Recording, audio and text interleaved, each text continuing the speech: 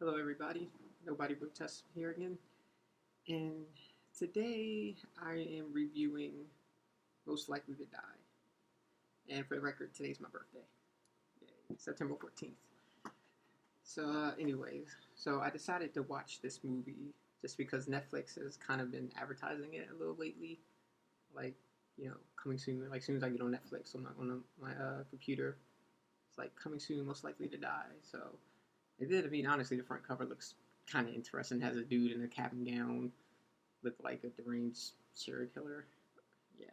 So this is one thing, just flat out to break. Okay, so it's not a horror. I mean, it's a slasher film. Okay, so I don't necessarily qualify those as horror per se.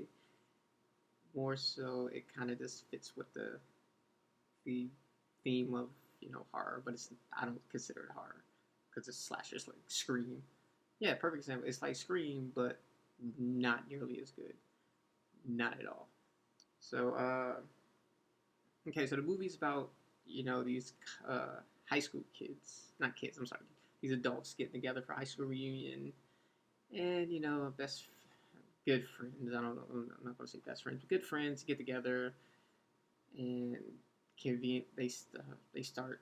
Someone starts killing them off one by one based on their picture in the yearbook, like the most likely to you know live in a hot tub, most likely to break hearts, you know those type things in the yearbook. So it's an interesting concept, but it's just boring. Like I don't know. It's just your standard slasher film. Like if you yeah, it's just your standard slasher film. You put a bunch of high school friends who went their separate ways, haven't seen each other in a while. They all come back, have their sets of problems, and one of them's the killer, and that's it. Really, that's really it. I mean, there's some type of you know character develops, just a little bit of character development in there, but not a lot, not a lot. Then towards the ending of the movie, it started getting into like gore horror, and I mean, I'm not. I mean, I have no problem with gore horror, but it's just dumb. Like, you stick a dude has a cap and gown, right? He pulls off his cap and flings it, gets into a girl's neck. Like, then he just rips off her head. Like, come on now. Shoves a hockey stick down someone's throat. What? I don't know. It was just really boring. No, I don't recommend it at all. There's tons. Like, if you just really want to watch a slasher film, just go watch Scream. Like, like if you're a horror fanatic like I am, then you own Scream. Scream, plain and simple. Go watch that instead. Because Most Likely to Die is just it's boring. Like, I feel like it's one of those movies that you will find in the $5 bin at Walmart. Not saying all of them are bad, but you get the gist of what I'm saying. And then there was this one scene in particular that bothered the best out of me. Like, okay, so two of them, I wouldn't qualify this as spoiler, but yeah, it's not spoiler. So they have a gun, right? And the killer is wrestling with one of the cast members on the ground. So they have a clear shot at the bad guy, like clear shot, gun pointed right at him. But then you know one of the actresses comes up behind the person holding the gun and was like, "No, don't shoot. You might hit so and so." And it's kind of like he's on the ground and the killer is kind of right in front of you. Like, I'm sorry, but take the risk. I mean, that could have saved like 3 or 4 lives. Like, really.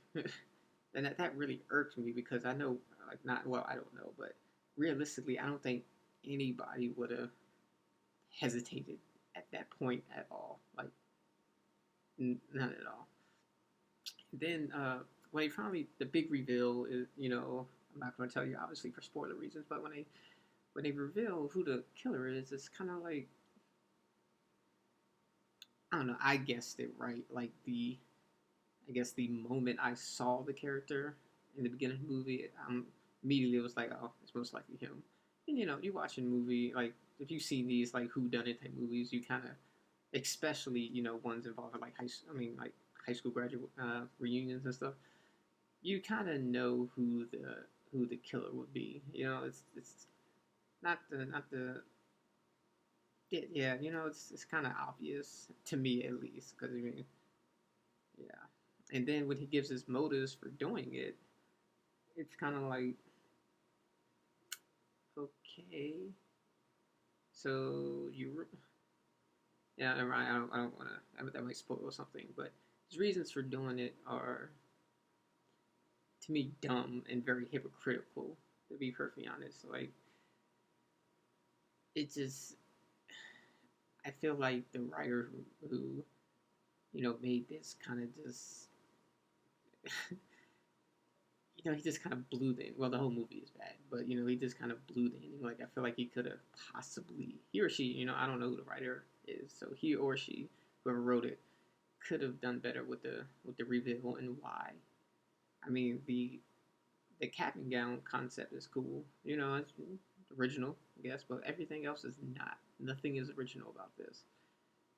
So I would give this 1 out of 5 stars, and yeah, I don't recommend watching it. Just pass by it. I mean, it's just yeah. I don't know. It's just there's better things out there, way better movies out there. But yeah, that's my review for Most Likely to Die, and you know, I hope you enjoyed my thoughts on it, and I hope you don't watch the movie. But if you do, feel free to let me know how you felt about it. All right, bye.